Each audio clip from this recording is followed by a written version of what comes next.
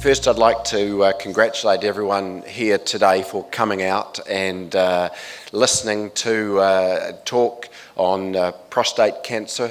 It's an important men's health issue, and one of the roles in the Urological Society is an advocacy for men's health issues. So well done. And the second thing is it's really quite illuminating to see so many women in the audience, and I think that's a really, really good thing to see. So I'd like to just congratulate everyone in the audience first. What I'd like to do is just overview the Prostate Cancer Registry. It's a project that I've been involved with for a few years now, and just want to walk through a little bit about what it is, what it aims to do, and how it might benefit men, specifically men in this audience. What is a registry? First, go back to the basics, because it sounds like it's something with a clipboard and a little bit of organisation behind closed doors. A registry is a very valuable resource which turns patient data into information that's clinically useful. And what it aims to do is to improve the overall value of health care. Value, again, is a concept which we all think of from the point of view of our own personal background, but essentially value in healthcare is where you look at the outcome of a procedure, the benefits that have been obtained, divided by the costs that those outcomes are delivered across. And value in healthcare is a really important measure, and if we can get our head around measuring value, therefore measuring outcome, and understanding the cost, the goals should be to drive a better outcome at a lower cost.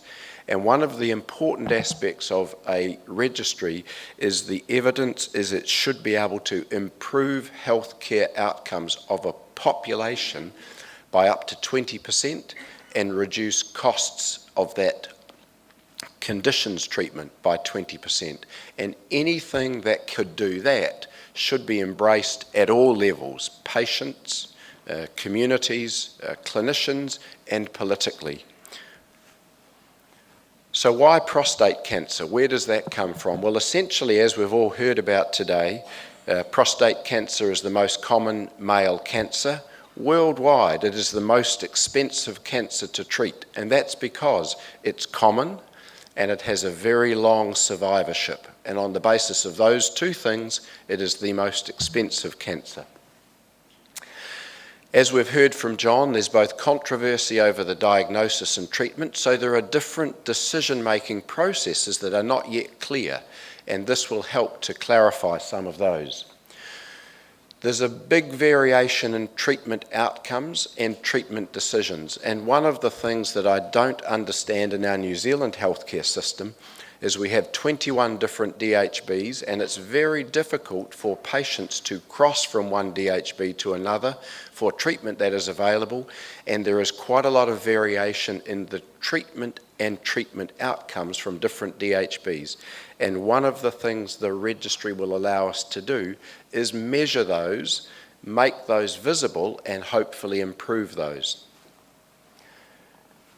The outcome of patients' care in prostate cancer is a really important measure, and one of the things about prostate cancer, and if we look about surgery in its treatment, is that patients should generally be quite well when they undergo treatment, other than the fact they have a diagnosis of early prostate cancer, because the goal of treatment is to improve their length and quality of life for a 5 to 10 year plus period. So when we look at the medical assessment of patients' outcomes, there are three factors that take into account.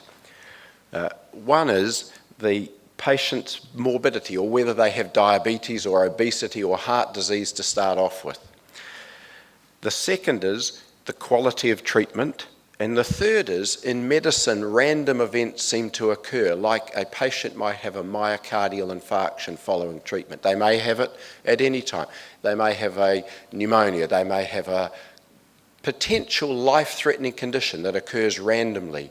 But when you look at prostate cancer and prostate cancer treatment, patients should have quite a low morbidity to undergo treatment. And as you look at more numbers, the random event that occurs become less and less, and you get to measure the performance of your treatment much better in prostate cancer. So these are why a registry in prostate cancer works better to improve the value of healthcare. So how's the registry been set up? Movember is a very large charity. It has raised $700 million worldwide, and it's now starting to put some of that back into implementation of men's health issue improvements.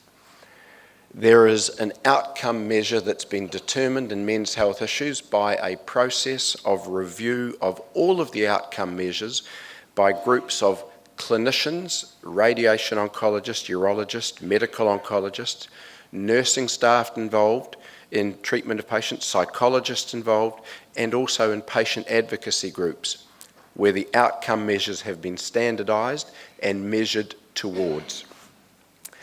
There is a process of data reporting and data collection, and that is a national program where we're trying to evolve that over the country. And what we need is basically a clinical lead of that. We then need data coordinators and managers, and the goal of that is to implement that across the country. I'll talk briefly about this because it's of some relevance.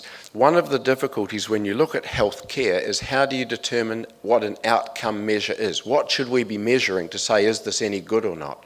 And there is a very clearly defined system where you look at getting a smaller number of people in the room who have a broad base of representation, and on the basis of that go through measures, and they rank the measures between a relevant outcome measure, and that's 1 to 9, and is it easily measurable? Can we get the data out of our system? So you say, does it work? And can we get it? And then you put that ranking together and it filters down to a smaller number down the track. From a timeline point of view, New Zealand has been involved from 2016, and we're involved in an Australian-wide system which incorporated New Zealand from then. Where are we at with the implementation of the database? We have the green colours in our public hospital system where 60% of the prostate cancer care is being undertaken, is where data collection is being undertaken. Nelson Marlborough are on board from a week ago. Southern DHB have got everything signed up, so we should have the South Island as all green within the next month. We have started in the North Island, and the red areas are where there's been no initial implementation of even the process of documentation. And this is because what we've worked through is a system of 21 different DHBs with 21 different processes of implementation of data collection, and every system has its checks and balances, and everyone is different. And each of them on average takes 6 months to get through to be able to collect data. In our private system, this is where we've managed to look at data collection, and the grey areas are where there is no private care available or the patient shift across to a different region. So what sort of things can the registry tell us, just to give you a little bit of an idea? The first is around access to care by different treatments. So we're saying within a certain geographic region, what are patients being treated for localised prostate cancer by? And then if you compare different regions, you can look at what might be accessible or not within a different region. So in the Canterbury region, in our new prostate cancer patients, 41% are treated with active surveillance. 32% have some form of surgery. 23% have some form of radiation. And what we can then do is we can benchmark that against international results. What happens in the UK? What happens in the US? So we've got some comparison. And the goal is to look at regional variation, to make that visible, to reduce the variation. We can also look at Maori variation in care.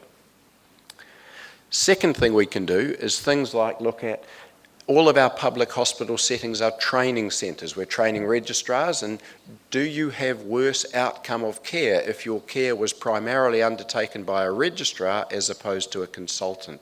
So we can measure the difference of that and say, in our setting, with close supervision, we've got effectively the same outcomes of patients who are dry, having 1 pad a day at 12 months, 2 or 3, and looking at the operator status being the consultant or the trainee. So it gives us some reassurance that patients coming forward for treatment in a training centre have an equivalent outcome, independent of who your surgeon or operator was. The second thing it can do in a setting like ours where we try and look at our results is we can show improvement in results and reduction in cost. And this is a graph of 2 separate time frames looking at the results. This is the initial 2 years, and this is the subsequent 2 years, and this is 4 separate surgeons operating, and the same 4 separate surgeons 2 years later. The 2 obvious bits of information here, which you may not necessarily get straight away, is on the first graph on the left-hand side, there are yellow bars, which are patients who have more than 2 or 3 pads a day who need to go on and have further continence treatment. The review of the process and overview on the second time, we had no patients in that group. And this was in a series of over 2 years. So there's good evidence that there's improvement in the quality of care, even in a setting where we're really trying hard to look at quality of care. And the second thing is, in one of the surgeons' groups, there was quite a lot of variation in continence, which is subsequently removed. So we've got good evidence of change over time, both improving the outcome and reducing the complications. Second thing we've got is evidence of surgical results over time, initially and then subsequently the resource coming in, looking at the database, and this is looking at a series of patients who have cancer at the margin of their surgery after surgical removal. And in the setting of the goal of surgery is to fully remove the cancer, if the margin is positive for cancer, that implicates further treatment may be required and a higher chance of recurrence of disease. So the registry giving feedback on performance improves the outcome, lowers the cost, and lowers the likelihood of recurrence of disease. This is the next thing, and one of the things we talked a little bit about is patients' feedback. This is what was available from an American study. This is in a top quality robotic unit in America, and it looked at patients' symptoms following treatment. Urinary difficulties and sexual difficulties. Everyone gets worried that there's erectile dysfunction following surgical treatment. Is that something you can improve on? What this shows is at the start a patient was here, but based on looking at their outcomes, the outcome of their surgical treatment puts them into the grey barriers. It's where the majority of patients fit. So what it allowed people to do was to say, where are my symptoms? What am I like compared to a group of others who've undergone similar treatment? But the critical things of this to me showed that every patient who has surgery has a significant reduction in sexual or erectile function. It's not dissimilar to what we see reported here. Patients can get a feeling they're actually part of a similar group. And it's the same for urinary tract function. So it gives patients some ability to get feedback. The next thing it allows us to do is look at our own data eventually and say, if we've got men of this age, how do we make decisions about them? It will tell us a little bit about their life expectancy. It'll understand, given if they have a biopsy, what's their risk of having prostate cancer, and what's the appropriateness of active surveillance in that patient by putting their data in and looking at what's being done in the country. So it gives us the ability to look at what's currently happening and for patients to understand, is that partly what they would like to have done? This is something that's an interesting observation, and it's from the Michigan group in America, which are leading this outcomes-based review. What they did was they looked at how do they improve the quality of their surgery, primarily driven by the surgeons.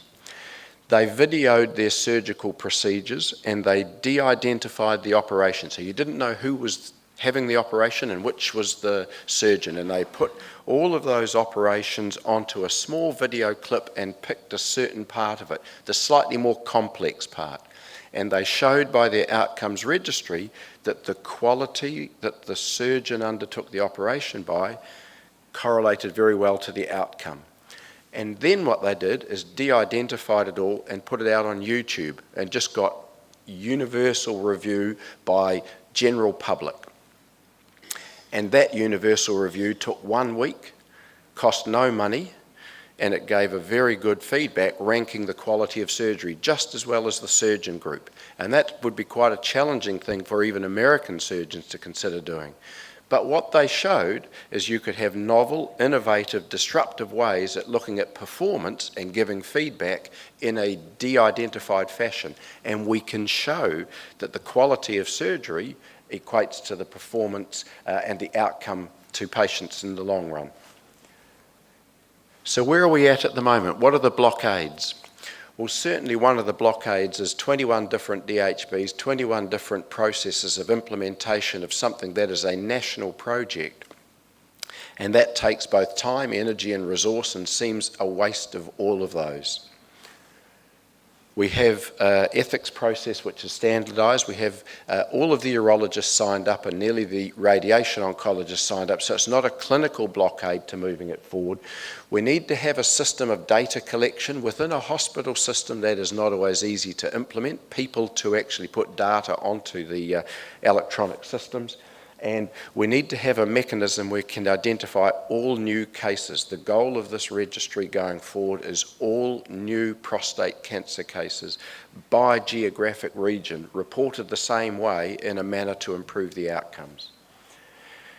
And we have a slight difficulty in the sense that there needs to be a very short period of time between the recognition of a patient and getting feedback, because some of the feedback from patients we need is prior to their treatment, and there's a small window between diagnosis and treatment.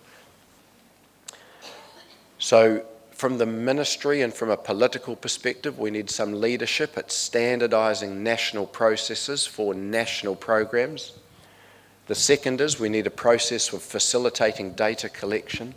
And I think thirdly, what we need is increasing recognition at a patient and advocacy level of the potential benefits for the registry, as much as anything to get the information out to both the patients and the clinicians that this is a way to improve performance and improve outcomes and lower cost. Thank you.